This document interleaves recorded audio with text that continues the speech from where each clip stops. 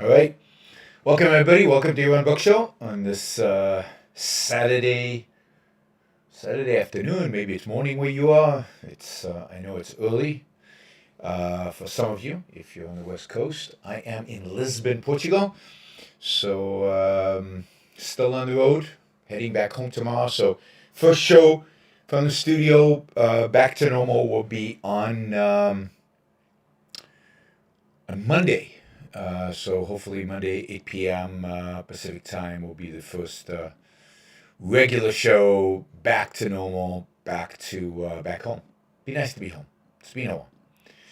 So hopefully you guys, there's an bad echo today. Bad echo. All right, let's see. Why is there an echo?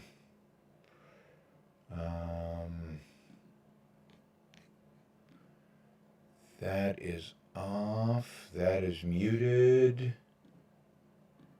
Okay, echo. Still echo, guys? I mean, Tell Room shouldn't have that much reverb for you guys to jump up and get all upset. So something else must be going on here. Let me just check. Simple.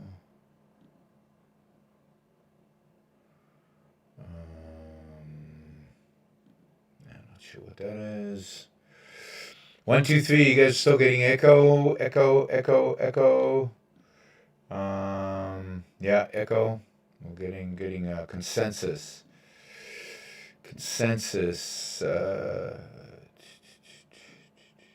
How about now?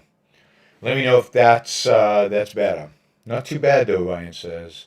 But did it just get better? Did I do something that made it better? Am I doing it better now?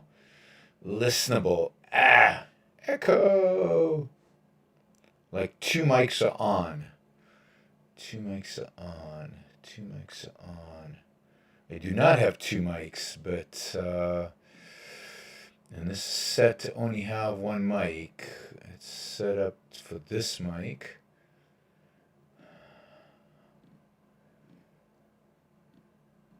Okay. Same, still echo. Okay.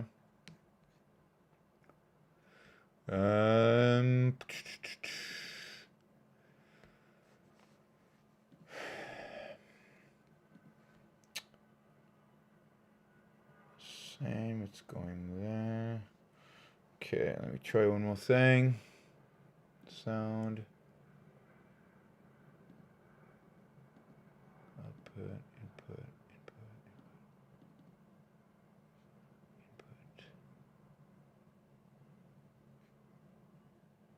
1, 2, 3. 1, 2, 3. Let me know if there's still an echo on this one. Gone. Woo. Same, still echo. No, you didn't. Fixed. Good. Fixed. Gone now. All right. God, it doesn't end. Okay, guys. I hope you guys are having a good weekend. I certainly am. I'm looking out the window here in my hotel in Lisbon. It is a gorgeous day. It's a sunny day in Portugal.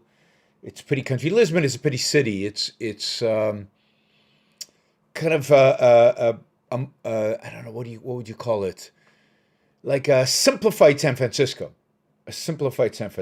So it's not quite as beautiful as San Francisco, but it is quite beautiful. By the way, Arthur, is that Arthur? Was it Arthur? Arthur, thank you for the 50 Canadian. That is amazing. Thank you. Really appreciate the support. Thank you for another $5, so $55 Canadian. All right, so if you want to participate in today's show, and I'm counting on you, well, I've got about an hour and a half, so no, it's not dark. It's still light outside. It's what the time? It's 6 o'clock. It's only 6 o'clock in Portugal is on London time, not on the rest of Europe time. So it's still light outside. This is the light we're getting here from the window. That's the light you're seeing. Let me just remind everybody. Okay, You guys can ask questions. It's desirable for you to ask questions. It's great for you guys to ask questions. So hopefully you will. It's an important part of the show. And the best way to ask questions is using, of course, your super chat feature on YouTube.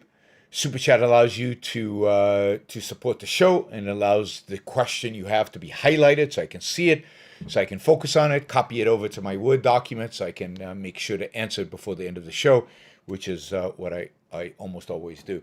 So please use the super chat feature. We have a goal for super chat every show.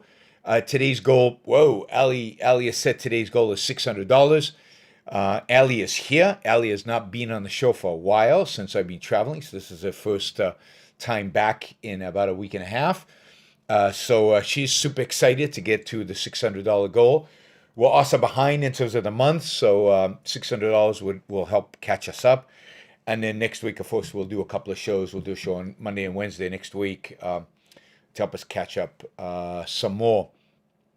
Ian says Portugal is the top 10 countries by vaccination rate. Yeah, they're still requiring, you can't go into a restaurant here without showing a vaccine, proof of vaccination. Maybe that's why people are getting vaccines, because they want to go to restaurants. Hotels and all indoor spaces require you to wear masks. Not like Vienna, where nobody basically wore a mask anyway. And Athens also vaccine required. Oh, yeah, in Vienna also vaccine required. So Europe is basically on a vaccine passport type thing. So Europe is, in order to go into restaurants, hotels, any public spaces, you literally have to show a vaccine card. Same in Puerto Rico. I think here it's primarily mandated by the government. So I'm not sure. All right. So you can support the show through Super Chat. Today we'll be discussing, what are we going to talk about today? Yeah, I'm going to tell you about the conference I'm at, kind of what I've learned at the conference that I'm at. And I'll tell you about some of the events I did. And then what else did I want to tell you about? Yeah, we'll talk about some stuff going on in the world, like the floundering of the Democrats and trying to pass a budget and trying to pass $3.5 trillion of spending. We'll talk about that. Of course, the whole issue of whether they can renew the debt cap or whether the U.S. government will default on its debt, and the strategies of Republicans and Democrats and all that stuff. We'll talk, briefly. We're not going to talk a huge amount. You can probably listen to a bunch of different people out there who could give you the strategic analysis. But we'll talk about that. We'll talk about the floundering Democrats. But maybe we should start. Thank you, Kevin. Really appreciate the support, Kevin. Thank you. And don't forget to like the show before you leave. That's a thumbs up before you leave. That's always appreciated. It helps the algorithm. It helps us with YouTube get more attention from YouTube. So give it a thumbs up. Give it a. Of course, if you are not a subscriber, please subscribe. Whether you're watching it live or not, please give the thumbs up. By the way, if you're not watching it live, you can click the applause button and make a super chat contribution that way if you want to support the show. But you can also support the show on YaronBrookShow.com/support. You can also support the show on YaronBrookShow.com. Oh, yes, Patreon, Subscribestar, and Locals. So please, value for value, support the show. And that's it. I'm not going to talk about money for the rest of the show. So we're going to talk about two topics I didn't list quickly. We're going to talk about China and Bitcoin. And because Ali said I should talk about China and Bitcoin, and Ali knows her stuff. So, hopefully you'll listen to Ali during this thing. So China, Bitcoin, as you know, as I think you've read, probably China has banned everything associated with Bitcoin. They have banned trading in Bitcoin, ownership of Bitcoin. They've banned mining Bitcoin. They've basically banned everything associated with Bitcoin. They are afraid, I think, that as the Chinese economy declines, and I'm going to do soon, I'm going to do a whole show on China, because I think there's a whole this whole thing that it seems to me that most people are completely missing about China right now, and that's the decline of China. And so there is, they're afraid that as the Chinese economy declines, the wealthy in China will use Bitcoin to move money out of the country. China, Bitcoin, I've always said, is its value, gains its value for one's ability to use it to engage in illegal activities. And maybe the most important illegal activity of all is the ability to get around capital controls, to get around restrictions that your government places on you in terms of moving your money around.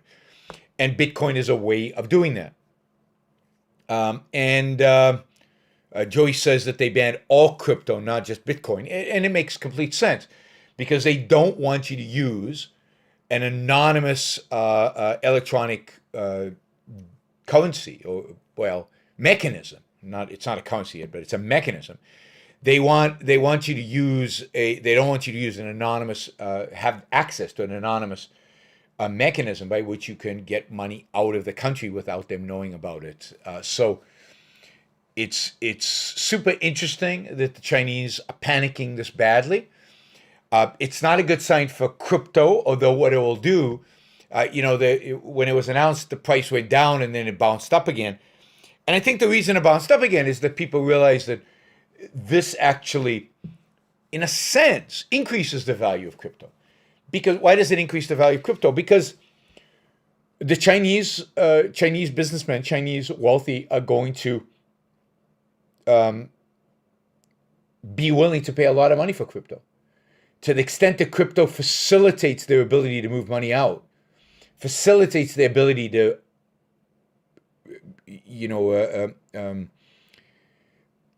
be anonymous to the government, not to be seen by the government, not for the monetary transactions, not to be seen by the government. To that extent, they're going to want more of it. And I think some countries might be now afraid that their governments will outlaw crypto, and in that case, then people in those countries might be a heavy demand for crypto. So I expect that the price action yesterday in crypto, where it bounced back, is primarily the primary responsibility for that was people buying crypto as a defense against the possibility of their own governments, including Chinese people, of their own governments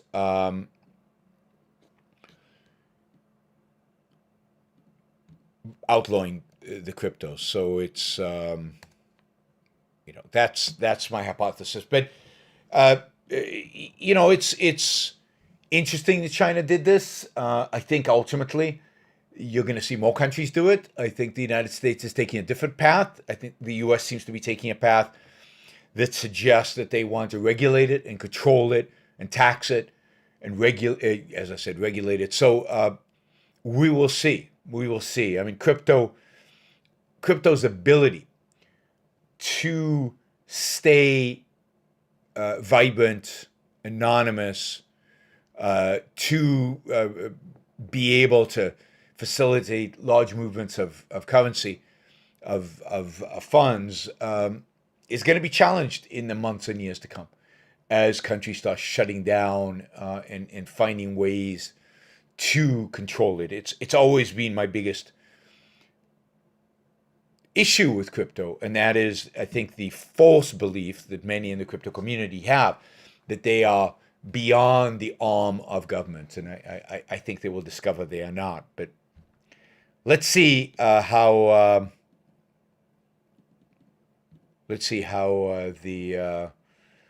what the response is like to China, and how this plays out vis-a-vis the Chinese. But it is one of the most interesting stories of the week, and again, I think very much another sign. There are lots of signs. Another sign that the Chinese are panicking. The Chinese economy is not going to be growing very fast in the months and years to come. China is clamping down on those activities and those sectors and those geographical areas that facilitated its significant, substantial economic growth, and it's now clamping down on those, and the consequence of that is that economic growth is going to go away. So it really is interesting. I think China is going to turn out to be an economic paper tiger, a significant economic paper tiger. Yeah, how exactly the Chinese are going to be able to ban crypto, monitor that, control that, I don't know. I'm not technical enough to be able to tell you that. But given how much control they have over the internet service providers, over the infrastructure of the internet within China, it'll be easier for them than it would be in the United States. Although, again, even here, I think, if the government wants to regulate this, if they really, really want to tax it, they'll figure out a way. All right, second story quickly I wanted to address is just, this one's a funny one. We got the Arizona audit report from the Arizona audit of the election in Mariposa County, the largest county in Arizona. The review was done by, the audit was done by some hack of a group called something Ninja, clearly biased, clearly Republican, clearly wanting to find fraud, wanting to find that Trump actually won the election, wanting to find more votes for Trump and less votes for Biden. Turns out they found the opposite. They found the opposite. They found more votes for Biden than Trump. Now, I'm just wondering where all the Trump supporters are who used to follow the show, who used to be on the Super Chat, and who used to tell me that this is all fraud, and that if it's not, they would come and admit. And I wonder, even a partisan, biased hack of a group like the people who did the Arizona audit couldn't find fraud. I wonder when they're going to come on my show and apologize and admit that they were wrong and admit that Biden actually won the election. It is interesting that Trump is doubling down. Now there's a whole conspiracy of a conspiracy. So yes, they couldn't find, yes, the votes were not there, but here are 500 other reasons why this is all wrong. It's why the audit was wrong, why the audit couldn't do the things that it did. All of it is bogus. All of it you can fact check online. All of it is nonsense. It turns out, shockingly, surprisingly to most of us, that Donald Trump is actually a loser. He lost the elections.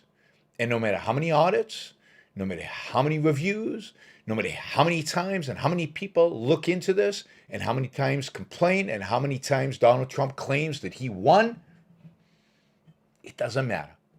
Because the reality is that he lost. Not only his own election, but the House and Senate for Republicans as well. So keep supporting him. Keep supporting him. God. All right. Action Jackson says, I'm completely wrong. I've been blinded by by the mainstream media. Yes, I've been blinded by the mainstream media. Action Jackson didn't actually say all this, but he implied it. I'm blinded by, of course he's kidding. I'm blinded by the mainstream media. And what's actually going on is that these auditors were actually Democrats posing as crazy conservatives in order to audit. And of course, they found that Biden won because they're all crazy Democrats. And I'm just too influenced by the mainstream media to actually see the truth. It's right there in front of my face. And I can't see it. Thank you, Apollo Zeus. I appreciate it. God, Apollo is not satisfied with having one god in his side, Apollo or Zeus. He has both of them. Apollo Zeus. That's his super chat name. He is all powerful. All powerful. All right. Those were like quick bites for the beginning of the show. Let's talk about conservatives in Europe. So I have been attending a conference over the last 2 days. Actually, I spoke. I was a keynote speaker, and I was a panelist on a panel. But the conference was basically a conference of a variety of conservative think tanks around Europe, uh, from the East. I don't know if there was anybody from Ukraine. Maybe there was, but certainly the Poles were represented. Hungary was represented, all the way across Central Europe, all the way to Portugal, and indeed the conference was in Portugal. So it was a conference of conservative think tanks, and again, conservatives from Copenhagen, from Scandinavia, from Sweden, from all over Europe, and to really discuss what they have in common, to set, if you will, an agenda about being more active as a conservative movement, of trying to fight the left, and most of them are either think tanks or members of the European Parliament. So a big topic, as whenever you do anything in Europe, is the European Union, whether it should exist, in what format, the role of countries like Poland and Hungary, who constantly resist the other countries, the decisions made by the other countries in the European Union. So interesting, always fascinating to talk to Europeans. It's very different than American politics, because on a European scale, you might have conservatives, but then conservatives from Poland are very different than people who call themselves conservatives from Denmark or Sweden or Spain. And the same is, the left is very different depending on the regions in Europe. Europe is just less kind of monoculture than is the United States. The United States have differences between the regions. There's no question the differences, but they're not as big, and they're not as connected to, I'd say, I don't know, history and culture and nationalism as they are in Europe. I mean, nationalism was a big topic at the conference as well. So I gave two talks, basically one on innovation and freedom, and the other one I was on a panel on economic liberty, on economic freedom.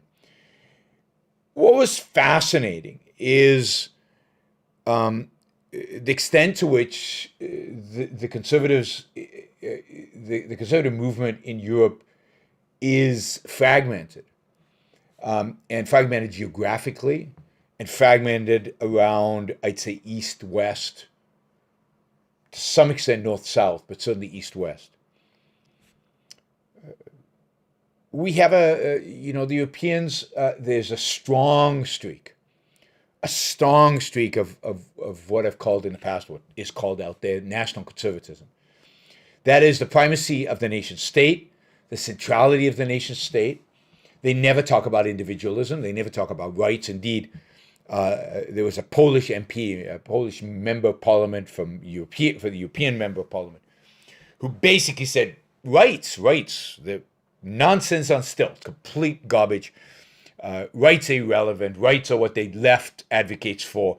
We don't advocate for rights. There is no such thing as rights. And he was, and somebody introduced me to him, and somebody introduced me to him as me being an advocate for rights.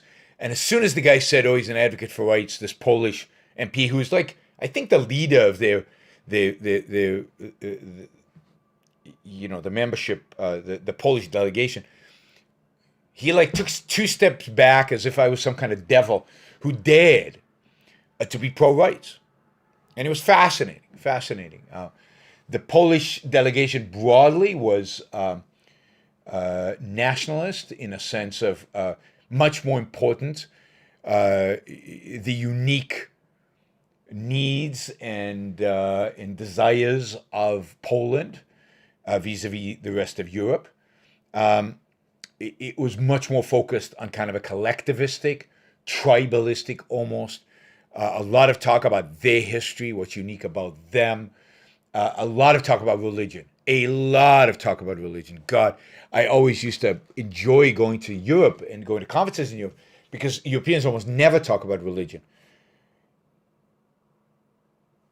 God, I mean, the Poles and the Hungarians don't stop talking about religion. It's nonstop. The Catholicism, and you get that also from some of the Southern Europeans. Religion is, I always thought religion was clearly on the retreat in Europe, and religion was dying in Europe, and people were moving away from religion in significant ways. And that's clearly not the case. Both religion, cultural tradition, cultural conservatism, kind of a backlash against, I don't know, LGBTQ, a backlash against the left, has been a retrenchment among the conservatives around ideas of tradition, around ideas of family, nonstop talk about family, and around ideas of the importance of religion, the centrality of religion to life, and the importance of religion as the source of all values, including political values. So this is a conservatism that does not believe in a separation of church and state, does not believe in a separation of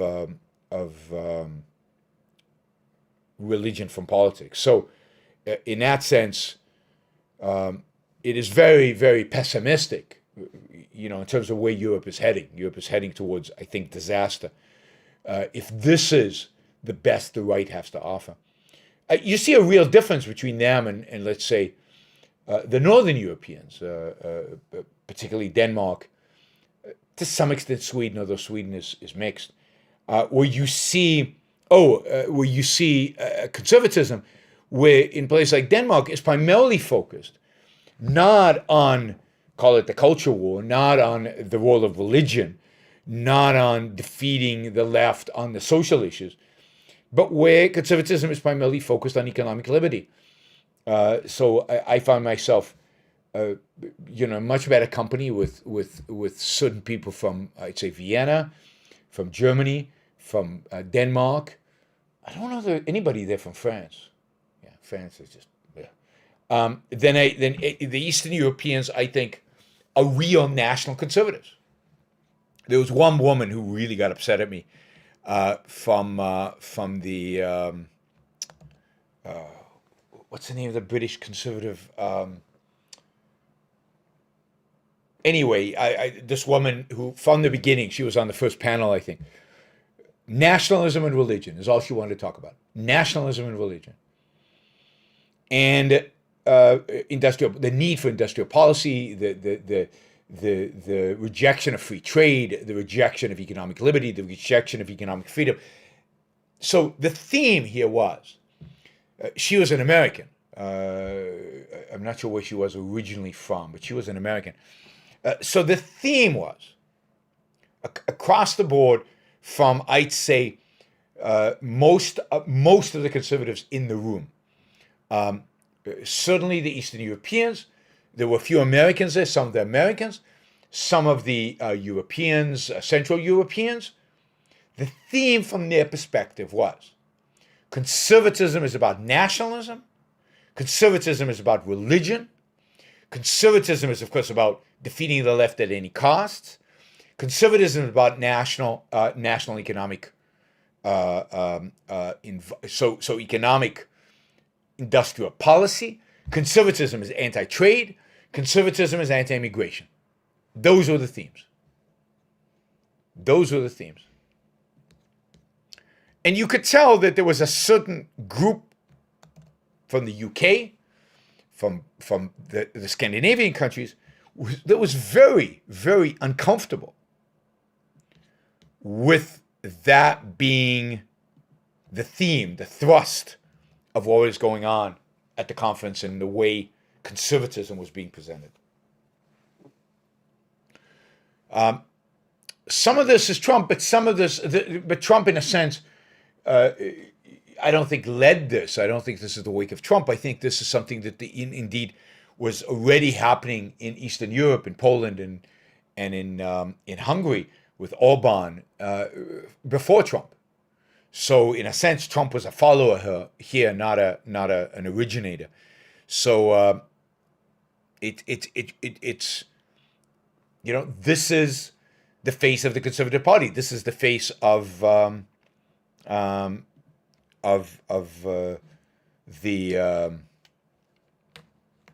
new conservative movement. This is the face of the right, and this is why I worry for our future, because this versus the left, you could say at any given point in time, one is better than the other. Maybe these conservatives are better than the left, but overall, they're still bad. They're still horrible. They're still anti-liberty and anti-freedom. Certainly anti-free markets. Certainly anti-economic liberties. So Landon says, I'm surprised they had you as speaker. Well, the point is, they had me as speaker exactly for that reason. The reason I was invited for a speaker, and the organizers told me this, kind of after the fact, because I started off my speech saying, I'm not sure why I'm here. And I gave a talk, and it'll be, I think we'll have the it will be up on YouTube. We'll have the talk.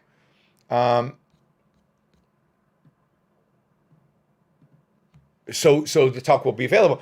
But the organizers told me that the reason they had me there was to shake things up. The reason they had me there was to stir the pot, is to get people upset, to get people excited. And I think the organizers had me there because, to some extent, I think some of the organizers, at least, agree with me. Agree with a much more focus, with much greater focus on liberty, on freedom, on economic freedom, a much more positive attitude towards immigration, and a positive attitude towards trade. And the fact is, I don't think the organizers are particularly religious. So there's good reason to believe that the reason I was a speaker, was to represent, if you will, that segment of the audience, whether it was 20%, 40%, hard to tell, that disagreed, and they knew I would be a passionate voice of disagreement, that I wouldn't be subtle, that I would be all out there, and they thought that would be a good way to stir the point. I've already been invited to the next conference next year. I think they want my voice out there. I think that is a very positive sign. Again, the Poles will have nothing to do with me. The Hungarians will probably have nothing to do with me. But the fact that some of the others, particularly the Brits and particularly the Northern Europeans, the Netherlands, Copenhagen, the Danes, and I think others, are interested, is good, is refreshing. It's why I do what I do. It's why I'm constantly out there. It's why you support me, to be a voice, to constantly be talking about these ideas and presenting them to audiences that are not necessarily a voice that they're not going to necessarily hear from anywhere else. Even if they do hear it, they're not going to hear it as passionately. The thing that objectivism gives me is the moral certainty, the moral confidence, not just to say free markets are kind of good, but to say it with passion and to explain it morally and practically, and to embrace it and endorse it. So I'm excited by the fact that I got invited. I'm excited by the fact that I had an audience of 100 people in the conservative movement, many of whom didn't like, were challenged by what I had to say. I hope that the next conference, this was the first conference of its kind. I'm hoping next conference will be 300, then 500, and we'll get to larger and larger audiences. And maybe I can help rally those forces within the European conservative movement who believe in liberty and believe in freedom around a common cause. That is my goal. That's my hope. The other thing that was interesting, and this is me patting myself on the back a little. The other thing that was interesting, I think the best talk at the conference is, I'm a good public speaker, and I think they know it. But The number of people who I've never met, who came up to me and said they have listened to or are listening to the Yaron Brook Show was pretty inspiring. These are people who are pretty influential within the world in which they work. They're pretty influential in the political world, in the think tank world, within the conservative movement, and there's a number of them that listen to my talks and listen to the show periodically, and we're having an impact out there. So all of you who support the show, in the variety of different ways in which you do, thank you. And you should be happy and you should be proud because we are having an impact there. We are getting to people. We are getting to people. And we're getting to people who often it's surprising that we're getting to. So that was really good. So anyway, I enjoyed the conference. I met a lot of people, got to talk to a lot of people. Got to solidify some of my relationships with some of the people from think tanks that I hadn't met before, and that's a pretty that was really significant, and it was inspiring to hear that some people listened to the show, and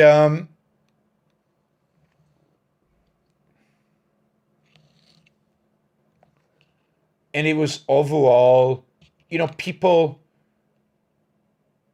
violently disliked what I had to say. They didn't boo, but the hands went up. There were questions, and immediately I got the objections. In the panel, I was one of 4 on the panel, and all the questions were basically referring to me because everybody wanted to argue with me, and that's a good sign.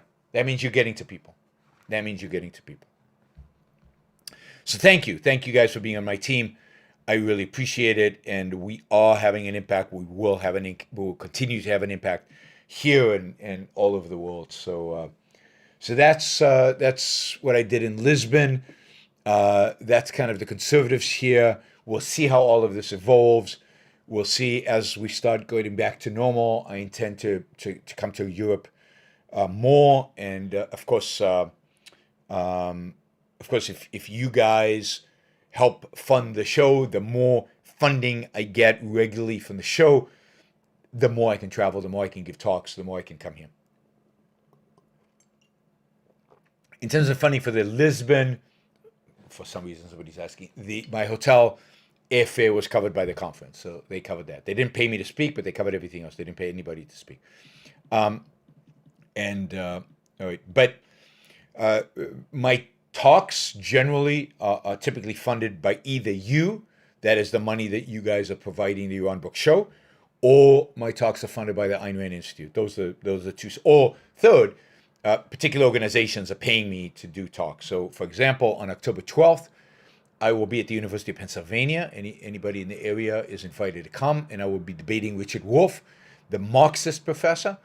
And that'll be funded by a student group at the University of Pennsylvania, and they're paying me well, and they're paying others well.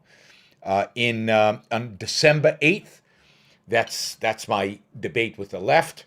So Richard Wolff, it is on. It's definitely on.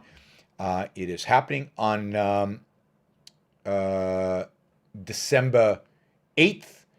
I will be debating Yoram Hazony, a national conservative, one of the leaders of the national conservative movement, a hero to a lot of the conservatives down here from Poland and elsewhere. And I'll be debating him on conservatism versus individualism, which I am very much looking forward to. Conservative versus individualism. Now, there's a concession just in the name of the debate. There's a concession which a lot of conservatives I don't think I can be happy with. Somebody asked, when am I debating Shapiro on abortion? Anytime he wants. Anytime he wants. I was on his show. He could have asked me about it. We could have debated it on his show. He didn't. You tell me why he didn't. At the end of the show, I said to Ben, I said, next time we should talk about some of the things we disagree about, like abortion. And he said yes. So I am not the one running away from the debate on abortion. Happy to do it with Ben Shapiro anytime. I'll debate religion. I'll debate abortion. I'll debate, any views where I disagree with with Ben Shapiro. I am happy to debate. Implying otherwise is misrepresenting reality. Okay, let's see. Let's quickly take a look at the questions. Just quickly, I want to see the questions in terms of the topics. Just in case there's some questions related to this.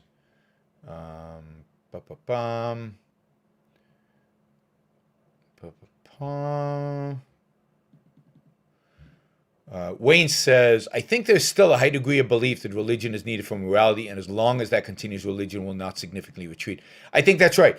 I think that's why our emphasis, and I think our emphasis with regard to objectivism, needs to be focused on trying to explain how you can have an objective morality based on reality, based on facts, that indeed religion is an anti-morality, not a morality. That religion undermines morality, and that needs to be a big push of ours.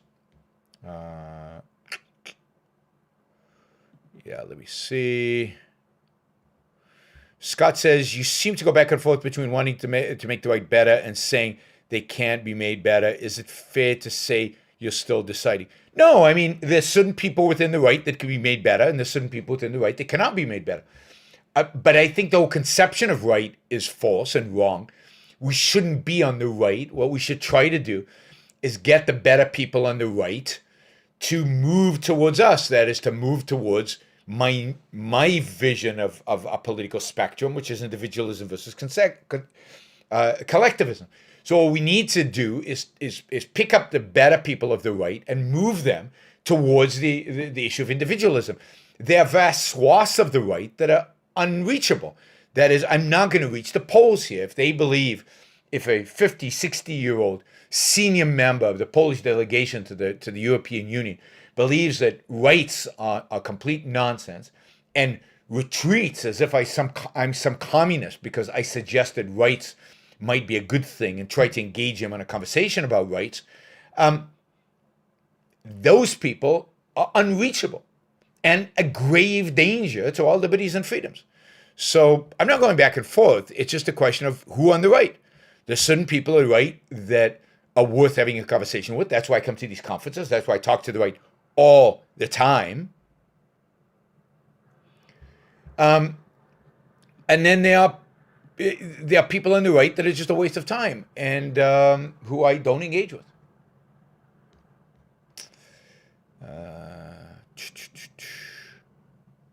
All right, I don't see anything else on topic.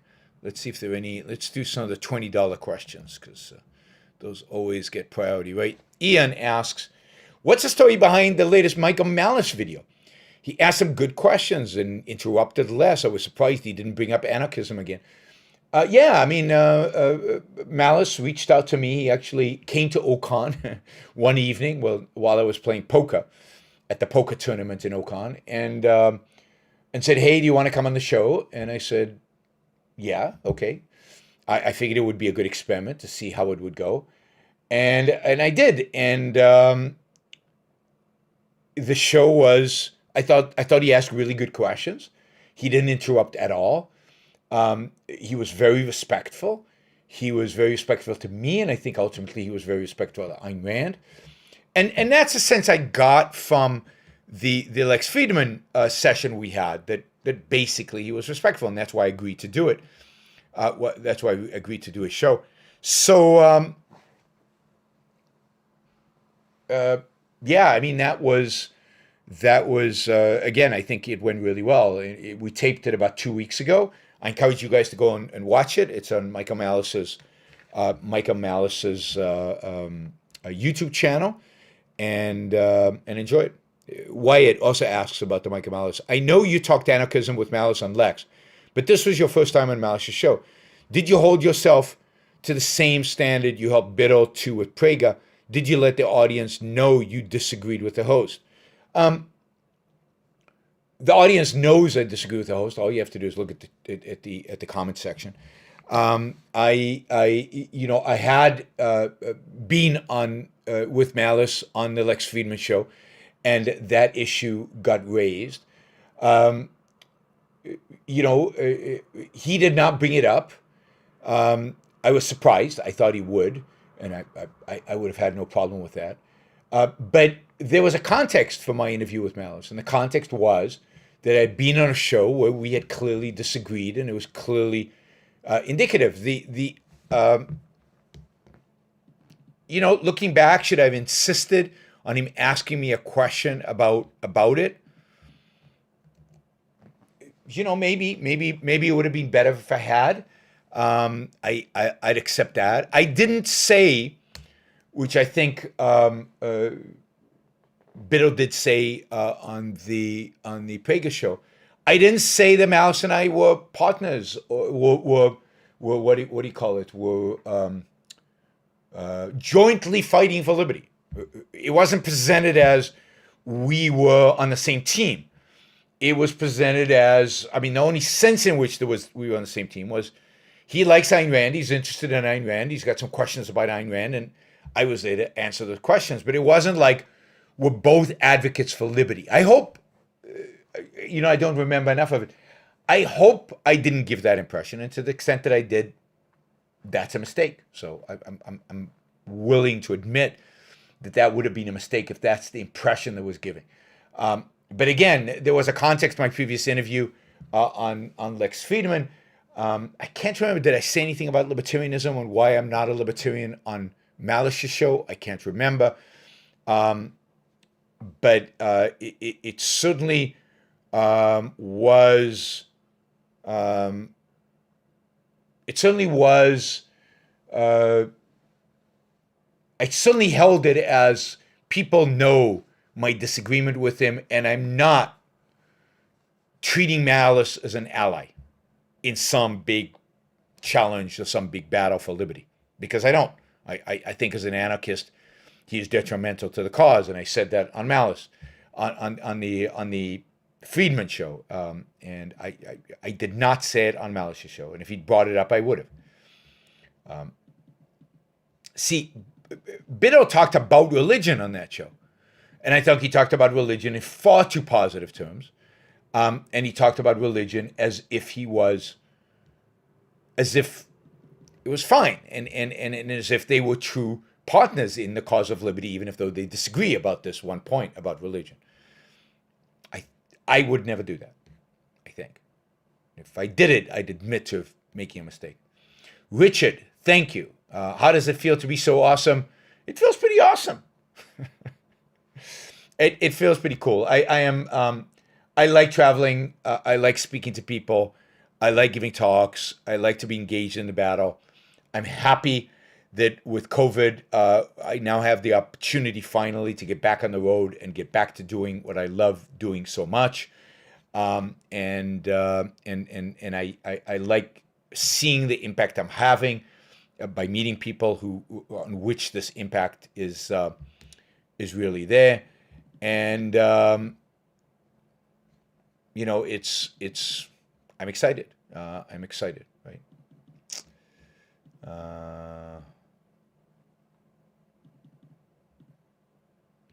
All right.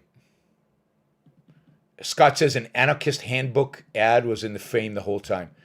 Well, that sucks if that's the case. I didn't see that, but that sucks because that's very sneaky of Malice to do that. So if I'd known that, I probably wouldn't have done the interview. So yeah, that sucks that he would do that without even raising the question and bringing it up in the interview, right? So it wasn't there when I did the interview live, right? It wasn't there.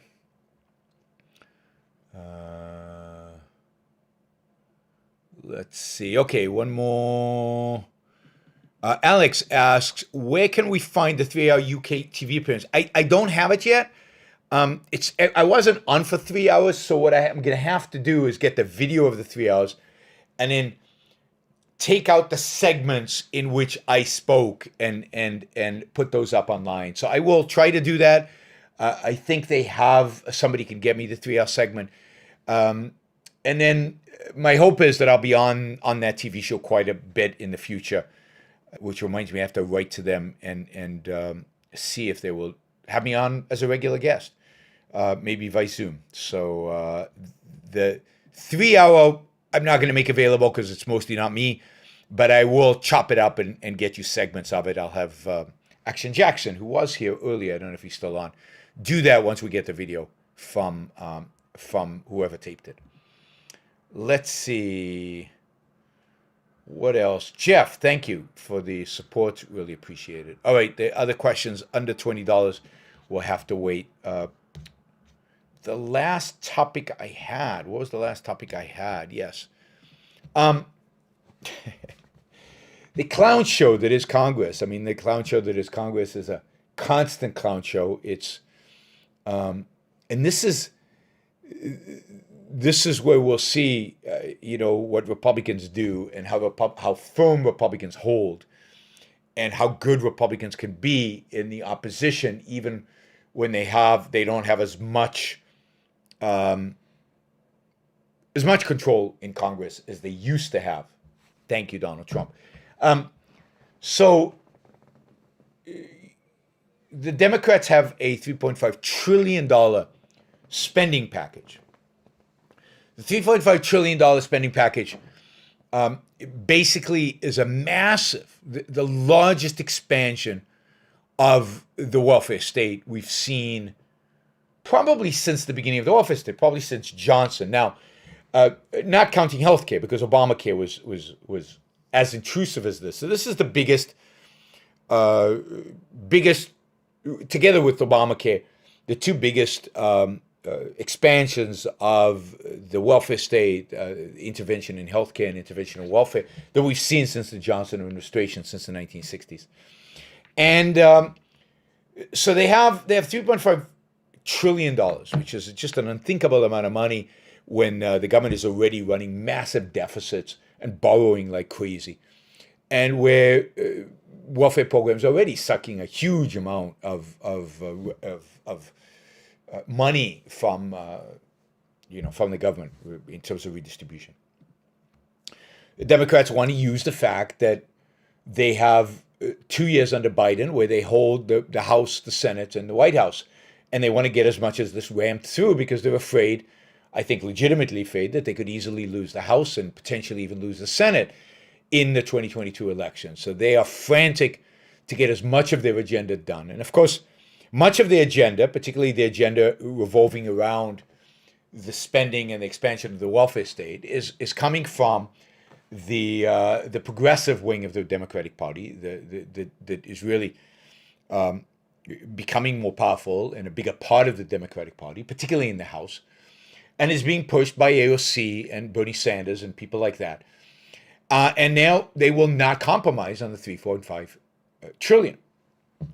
Now it gets complicated, right? Because in addition to 3.5 trillion, there is another bill that is the infrastructure bill, that is a bipartisan bill that actually Republicans supported and got through the Senate and sitting at the House.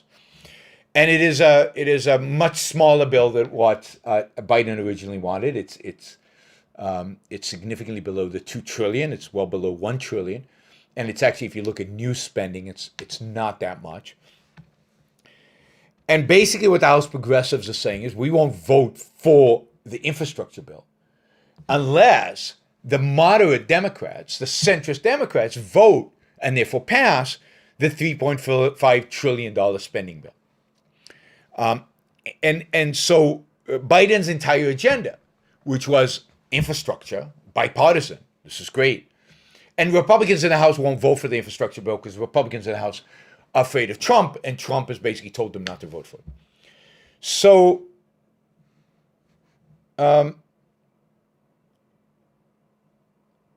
it really is the case that it's the case that there's gridlock right now, in the House of Representatives, because there is a significant number of Democrats who don't want to vote for $3.5 trillion of spending.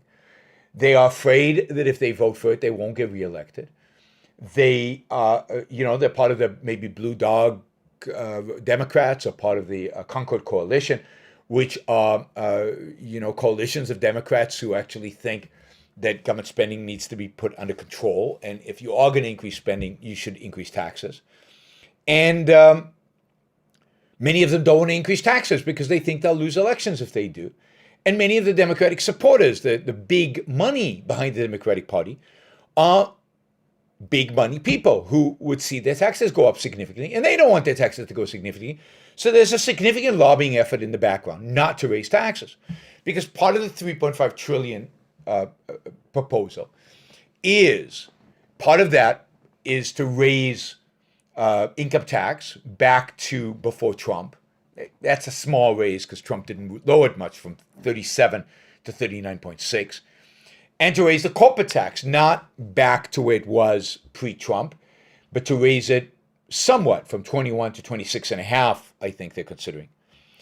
But there are people within the Democratic Party who don't want to see those taxes raised. Again, they're afraid of losing, and there are also many Democratic corporations, corporations run by leftists. There are many wealthy individuals who support the Democratic Party, don't want to see those taxes raised. There's also a bunch of more conservative economic senators and House members who think that it's economic suicide to raise taxes. So what you've got right now is the moderates don't want to vote for the 3.5 trillion. The progressives won't vote for anything smaller than that, and won't vote for the infrastructure bill. So you've got the two big Biden bills, basically right now in a kind of a stalemate in the House of Representatives. And then you've got the Senate. The infrastructure's already passed the Senate, but the 3.5 trillion still has to go to the Senate. In the Senate, the only way the Democrats can pass this, because it's a reconciliation bill, it can pass if they get 50 votes, but 51 to 50, they can win. They can get it passed, but they can only do that if the what do you call it? If all the Democrats vote for it, but there are two Democrats who've already said they won't vote for it. The senator from West Virginia and the senator from Arizona. So they've only got 48 votes, and they can't pass the reconciliation bill. So Democrats have a real problem. Not unlike Republicans. You remember Republicans tried to repeal Obamacare? Remember that? Yeah, they didn't get it repealed for the same reasons. They couldn't get their own people. So it's Manchin and Sinema for now won't budge. Sinema doesn't want increased taxes. Manchin doesn't want 3.5 trillion in spending. They cannot pass it without getting both of them on board. And Biden's entire legislative agenda is on hold. Now, I'll give Biden credit for one thing. I know you think I'm the devil for, and that is for having an agenda, as compared to Donald Trump, who had no legislative agenda and got nothing done in the first 2 years except cutting taxes, which is like the boringest thing imaginable. So there's an agenda. There's a program. It's a shitty program. It's a really, really bad program. But they're ambitious. But it looks like it's not going to pass. It's looked like it's going to get stuck, and it looks like it's going to cause a civil war within the Democratic Party. So this is great. This is exactly what I was hoping for if the Democrats won, is that they would turn against each other, and that ultimately the Democratic Party, just like the Republican Party, I am hopeful that both parties splinter. That is, that the Democratic Party's progressive split off, and that the Trumpists in the Republican Party spin off, and that what remains is a center. And I think that center would do very well in American politics. I think that center, who should found a third party, would actually win an election if it did it properly.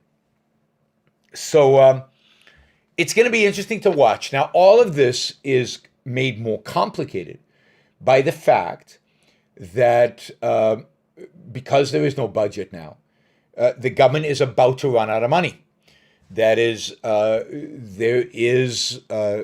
we're getting close to a government shutdown. Now, we had shutdowns in the Obama years, and there's never a shutdown on Republicans. Why is there never a shutdown on Republicans? Because the Democrats demand a lot of spending, and the Republicans always say yes when they're in power. They always agree to the spending, and they always pass the huge amount of spending. There's always a government shutdown on the Democrats, because then the Democrats, the Republicans actually develop a backbone. Remember that? A backbone? You know what that is? And they stand up to them. And by standing up to them, they actually force compromise. And they force the Democrats not to get their way. So I'm hoping for government shutdown. Government shutdowns are great. It means the government is not functioning except for its essential services, which is the only services the government should be engaged in anyway. As it is, there are too many essential services. So I'm hoping for government shutdown, but there's an additional complication. And that is that the Republicans cut a deal, the Trump administration cut a deal with the Democrats. This is exactly kind of deals Republicans when they're in power cut with Democrats. They cut a deal with Democrats to approve an increase to the debt level, not having to get approval from Congress to continuously increase the debt level so that Trump could spend like there's no tomorrow. So Trump could continue to spend and the Congress would not, the cap on government borrowing would not constrain him. So there is the U.S. law, there is a cap on government borrowing and Congress has to increase it every time. And Trump, they said, for X years, we don't ever increase it. Well, it's run out, which is a brilliant move by Republicans. So now there's a cap on government borrowing. Indeed, if they don't cut a deal in the next few weeks, the U.S. government could be in default. It could not have enough money to pay its debts because you know how the U.S. government pays its debts? It borrows money. It uses the money it borrows to pay its debts. It's like what you do when you roll over your credit cards. You do a balance transfer. You keep moving the debt. That's what the U.S. government does. So the only way the U.S. can pay its short-term debt, can pay interest on debt, and not default on its debt, is by borrowing. So if the cap is not raised, if they can't borrow more, there's a real risk of default. Now, default is not good, but default is just. Default is good from our perspective. It would teach people a lesson. The lesson is that government bonds in the United States are not risk-free. That indeed, you cannot run deficits forever. You cannot spend like crazy. You cannot borrow like, till infinity. Maybe, if there's some little default, markets will adjust. Maybe they will put pressure on politicians to start constraining spending, which is the real devil in Washington, D.C. It's what the nature of the swamp, to use Trump terms, is government spending. As long as you feed the swamp will exist. And the more you feed the swamp, the bigger the swamp will become. That's why Trump never did anything to shrink the swamp. Indeed, he grew the swamp because he grew government spending. The only number that matters in terms of the swamp is government spending. So we've got two bills coming through Congress that Biden wants desperately, that different parts of his party conflict on. We've got a government that's about to shut down because they don't have a budget, and there's no interim solution. The Republicans are not playing nice. And we have a a debt cap that is about to be reached, and no sign that the Republicans are willing to help the Democrats increase that cap. You will need 60 votes to increase the cap. It's going to be fun to watch. I love gridlock. This is kind of gridlock within the Democratic Party. I wanted gridlock where the Republicans actually had, one more seat in the Senate and could actually say, nah, we're not doing it. That would have been really cool. But thank you, Donald Trump, for losing Georgia to the Republican Party.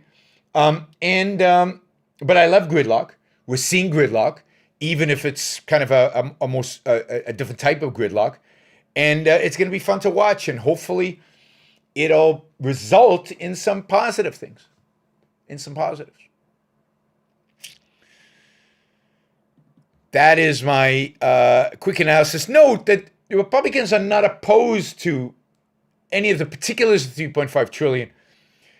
Republicans are much more interested in the gamesmanship around the debt and around it's not that they're presenting, look how bad the bill is. I don't see that coming out of Republicans. They're not spending a lot of time talking about it. Fox News is not analyzing the 3.5 trillion, not on the spending side. Yes, they hate the tax increases. But what counts is spending. And I'm not seeing from the Republican side an effort to defeat the bill on its merits, that it's on its content. Because they don't want to go there. Because they don't want to upset voters. Because it might turn out that voters like the stuff that the bill would spend money on. More free goodies, more free stuff for people. So when I get, probably not next week, but the week after that, we will do a deep dive into what the bill contains, if it seems like it's going to pass. And I, at the Yaron Book Show, will actually critique the content of the bill, not just the size of it, not just the taxes, not just play political games. Okay, let's go back to Super Chat. I've got 1, 2, 3, 4, 5, 6, 7, 8, 9 Super Chat questions, all at a very low dollar amount. If you'd like to ask more questions, you can, but please make them $20 or more, because that way we'll shrink the number of questions and make sure that I can answer all of them. So $20 or more Super Chat questions are welcome. We're also a little short on we're short on our $600 goal. We're about $220 short. So if anybody out there wants to help us make up that difference, please use the Super Chat feature to do so. Again, show your support for the Yaron Book Show, value for value. All right, let's jump into the questions. Michael says, is the problem with the world that the intelligent people are filled with doubt while the stupid ones are filled with confidence? No. And we've talked about this before, Michael. The problem is not IQ, to the extent that IQ represents intelligence.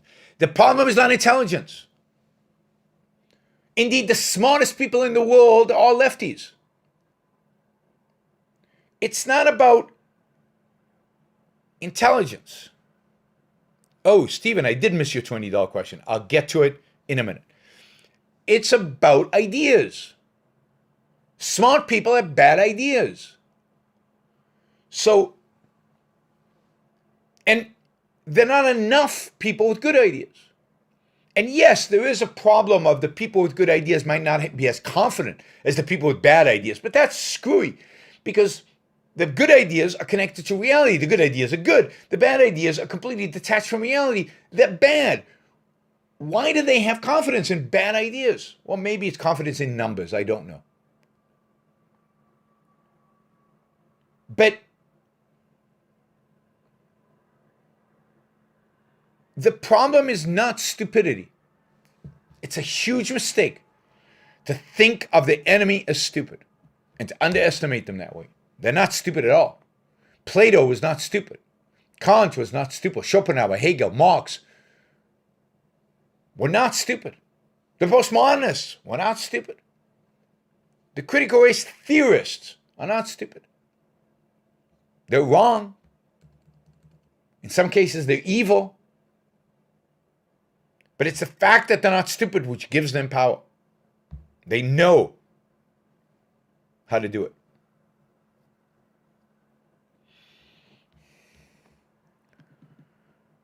Stephen, yeah, you had, yeah, I mean, I've got it here twice and I missed it. Sorry. God.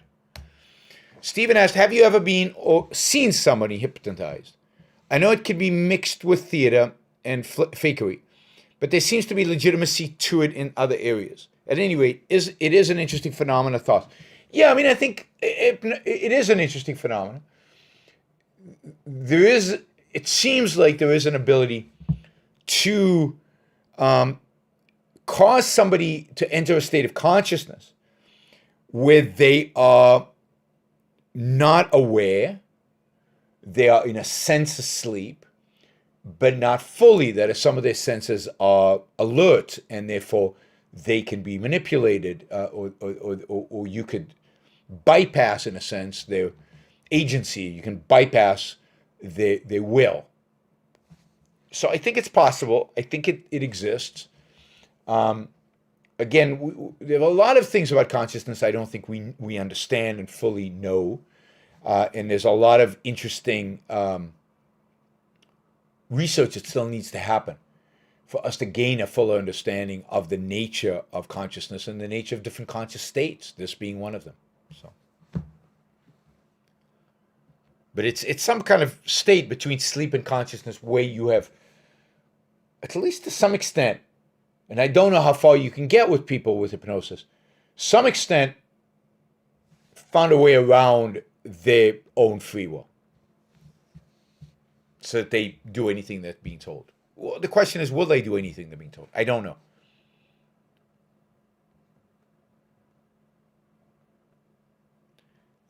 Author asks, are you familiar with actor Gary Sinise's actions on behalf of American troops? His cover band, the Lieutenant Dan Band, entertains troops at home and overseas. Yes.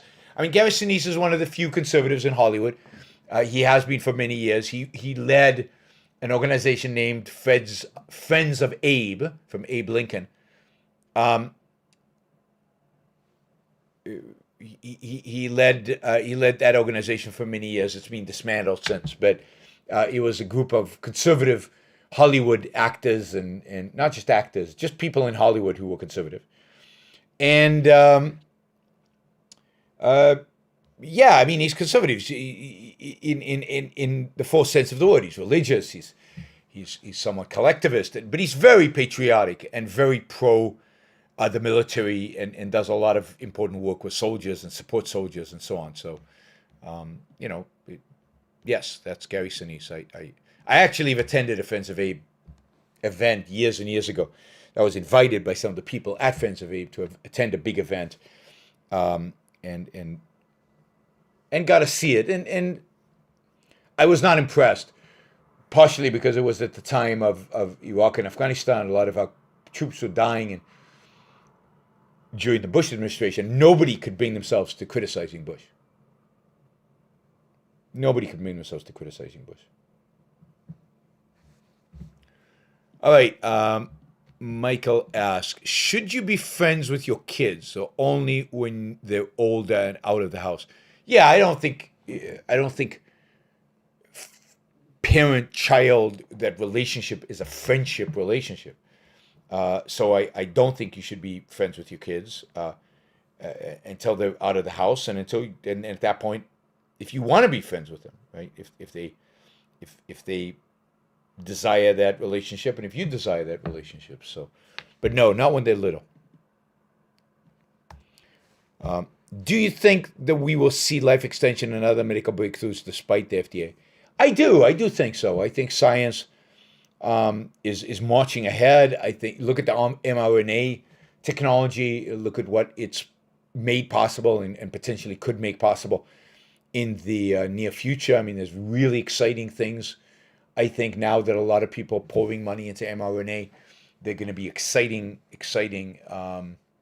discoveries and treatments. They're going to come out of that. So I do think we're going to see significant life extension and disease medical breakthroughs in the meantime. Linda, thank you. Really appreciate that. Appreciate the support. Michael asks, you can't obey your way out of tyranny. Yes, exactly. Reuven asks, regarding new untested med treatments like mRNA vax, where's the line between waiting for sufficient evidence to establish safety versus arbitrary skepticism, especially regarding kids? I mean, it's a question of what the evidence is. It's a question of to the extent to which the treatment is understandable.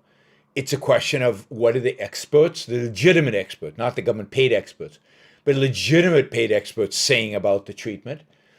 What are scientists saying about it? And then, it's completely legitimate, particularly when you're not faced with a disease.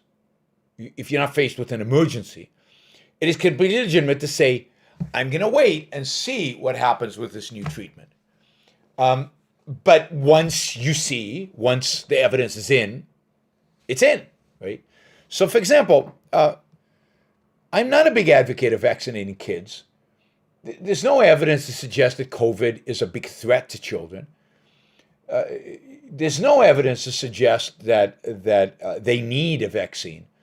So it's not clear to me why vaccinate them. I mean, I got every childhood disease possible, right? And those were really brutal diseases for kids. I wish I'd been vaccinated so I could have been spared the mumps and chickenpox and all of those other ones. They were terrible. But COVID is less than them, I think. Less dangerous. And so why are we rushing to vaccinate children?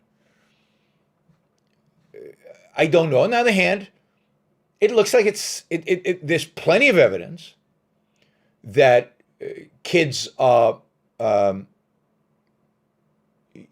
kids can deal with the vaccine fine, that it's not a health risk to kids, that it's not dangerous for kids. You now have evidence from a number of different countries that have vaccinated children.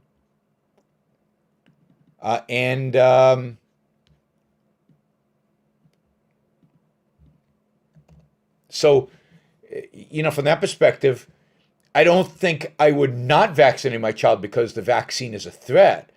I would consider whether COVID was a threat to them. That would be my primary. And they spread it. Well, then test your kids. Get one of those kits from CVS or whatever, and test them 2-3 times a week. And if they're positive, keep them home. It's far less intrusive. It's far less complicated than giving them a vaccine. And again, it's not that the vaccine are harmful, but that we know of. But I just don't see the reason to give medicine to a child when they don't need it. And I don't think with COVID they need it. So it looks like with Delta, there is evidence that kids do spread it.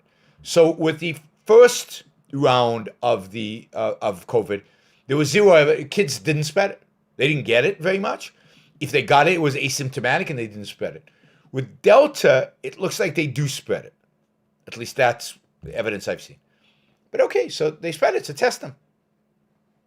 That's the way you do it. All right, Elmo, how much to watch a 15-minute video and give your criticism? Oh, God. We're breaking this up. $50.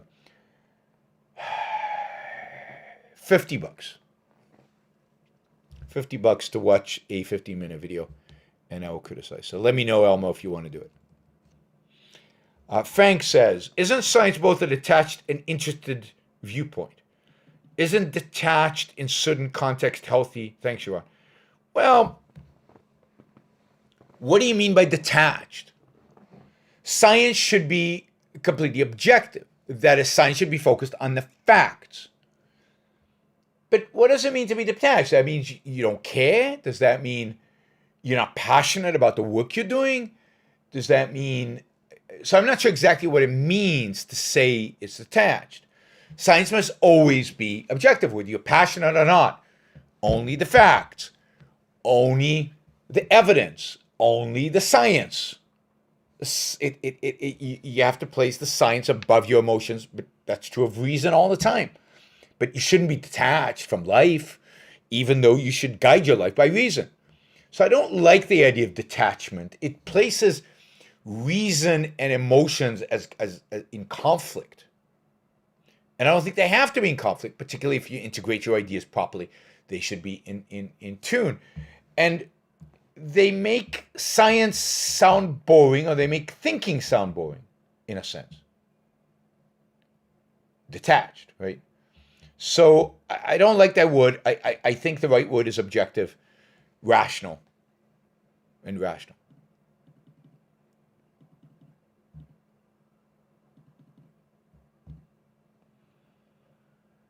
Yeah, I knew somebody would come about and do the math and discover that I was underpricing the 15-minute segment. Yeah, I mean, it's easier for me to watch a 15-minute segment, so I'm giving you a discount. And I assume that not all movies are 2 hours, some of them are an hour and a half. Right?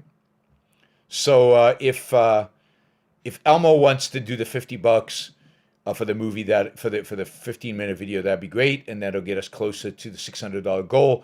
We're 130 short right now, so Ali is reminding us of that. Let me just see something. Yeah, it would be Scott who points out that I'm giving a discount. Let me see something here. All right, we're meeting. Okay. Let's see. Okay, Charles, thank you. Really appreciate the support. Thanks. Bash Brannigan asks, I love that name. I don't know exactly why, but Bash Brannigan. It sounds like a character from a Western movie, right? Which is cool. It is easier to move conservatives towards objectivism than to move libertarians. Is it? Well, it depends on the conservative, right? So the more religious they are, the more difficult it becomes. But there is a group of conservatives who are conservative because they want a sense of values. But they're basically free market people. And they're not super religious, but they hold on to religion or tradition or something because they want values. Those people, I think, are easier to get closer than libertarians. The problem with libertarians is they've given up on values and the objectivity of values. They're too subjectivist. Now, again, even among libertarians, there are all kinds. So I don't know that you can make broad statements like that. I think in each group, and this is why I talk to libertarians, I talk to conservatives, and I talk to leftists, because I think I've converted a lot of leftists to objectivism. In every single group, there are people open to ideas. In every single group, there are people who are still thinking. In every single group, there are people who have the potential. And it's a mistake not to speak. And I basically almost never turn down a speaking opportunity. I mean, there's some I would, but I speak in front of almost any group because there's always a potential there. Yes, there's a potential among Prager fans. Nobody's ever denied that there's a potential among Prager fans. I don't know how big it is, but there is potential. There's free will. People hear good ideas, right ideas, well-expressed ideas. It has an impact on them, the better people. And some people will make a leap. So that's great. All right. I think that's it. Yes, we're running out of questions. So we're about, we're about $110 short, $110 short of our goal. So it'd be nice if you guys jumped in with $110 now, but if no, then no. We are gonna, it's an hour and a half, so we are gonna, of course, questions. I'm still open for a few more minutes to answer questions. So somebody can jump in with a couple of few $20 questions. There's a $20 question. Thank you. Philosophically, how do you deal with a complete lack of sexual interest in anyone or anything? I think that I don't think you can philosophically. I think that's a psychological issue. I would say that I'm trying to think. I mean, I would definitely read the chapter, the section in OPA, Objectivism of Philosophy of Ayn Rand, about sex. Sex is crucially important to human life. And it's a lack of interest in it is a lack of interest in pleasure. Why would you not be interested in pleasure? Pleasure's, what's the point of life? So you have to really, again, I think a lack of interest in sex is either a deeply psychological issue that one has to grapple with and has to resolve, or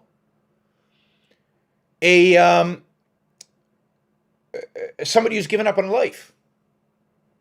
Because giving up on pleasure is giving up on life. Giving up on pleasure is giving up on happiness. And that's giving up on life, and that is that's a bad thing. So philosophically, it's the giving up of on life, giving up on values. But what usually is behind that, and certainly if it manifests in sex, it's a psychological issue, right? Don't let it. If anybody out there has lost interest, complete lack of sexual interest, then take that very seriously. Go see a psychologist. Try to resolve it, because it really is a sad state of being. A sad state of being. Okay, Landon asks, I came to Objectivism from the Ron Paul revolution. A lot of people did, I think. I remember how nihilistic I was back then. Too many years of South Park, Family Guy at a young age. I think that's right. And one of the reasons I spent so much time criticizing Ron Paul and engaging with the Ron Paul audiences with my criticism is to capture the Landons of the world, is to try to get them to see what was wrong and to try to move them in our direction.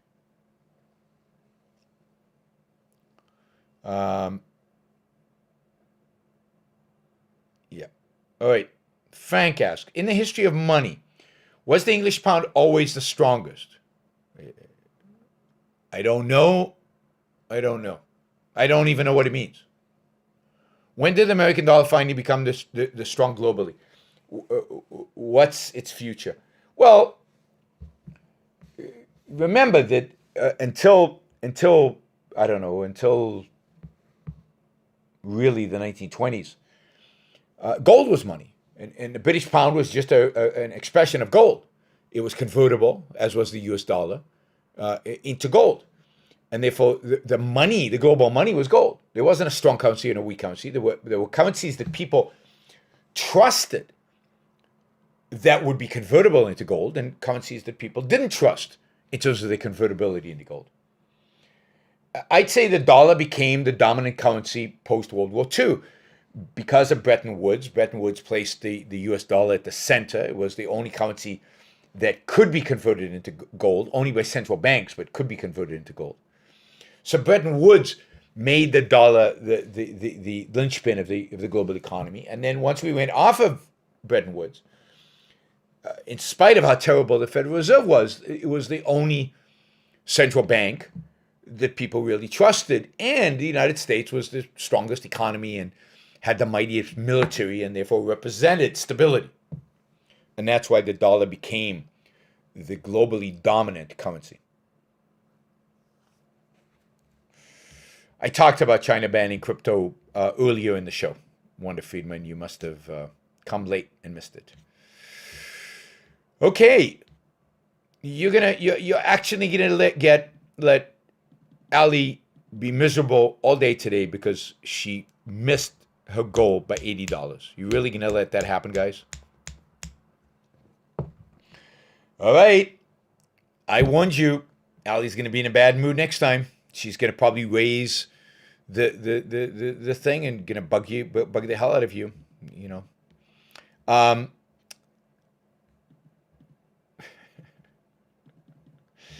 All right, I will, maybe somebody who's never given the show any money should step in and do something. That'd be cool. Because you guys are here, after all. All right, I will see you all probably on Monday. I'll spend all day tomorrow flying, heading back to Puerto Rico. Let's hope Hurricane Sam stays its course and veers to the north away from Puerto Rico, because it would be very unpleasant if Hurricane Sam actually approaches Puerto Rico. I remind you not to forget to like the show before you leave. Theme Master, thank you. Very generous. I appreciate that. Getting us a little closer to Ali's goal. Don't forget to like the show before you leave. We should have over 100 likes there. Don't forget to subscribe if you're not a subscriber. Don't forget to share. Don't forget to support the show. You can support the show on yaronbrookshow.com/support. You can support it on Patreon, a Subscribe Star, and on Locals. And of course, you still have time to meet Ali's goal of, how much are we missing, Ali? $53, and make her happy. But no happy dance for Ali today. All right, everybody. I am off to dinner. They only open the restaurants at 8 p.m. here in Puerto Rico, like in Puerto Rico, here in Portugal, like in Spain. I will see you all next week. Bye, everybody. Oh, there we go, Elmo. Why billionaires won't save? Pretty much no matter how much money is given through philanthropy, rich people are still bad. That's a video. I'll look for that video. Thank you, Elmo, for the $50. And basically, we're almost at the, we're like $3 short or something. So somebody step in and give $3, or Ali will do it to herself.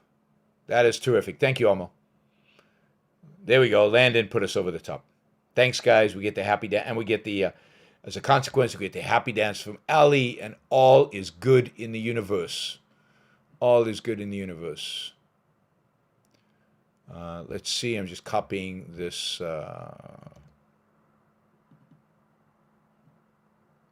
Okay. Bye, everybody. I will see you all next week.